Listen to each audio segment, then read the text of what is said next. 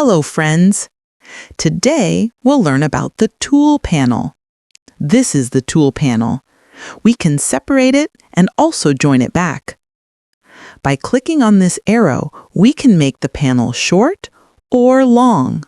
However, we'll understand the function of each tool better when we actually start working with them.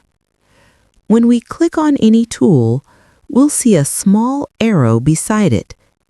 Clicking on that arrow will show more options. See here?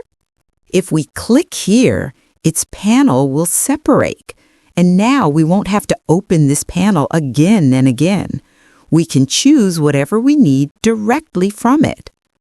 When we hover over any tool, a small card appears showing some information about.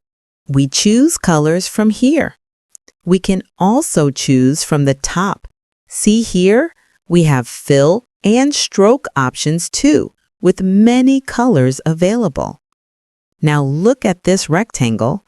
Its fill color is inside, and the stroke color is the border. We can also change these colors. This is the selection tool. When we click on it, it becomes active. Now, if we click on the rectangle, it gets selected. We can then change its color. Go to the top. If you want to change the fill, go to fill. If you want to change the stroke, go to stroke.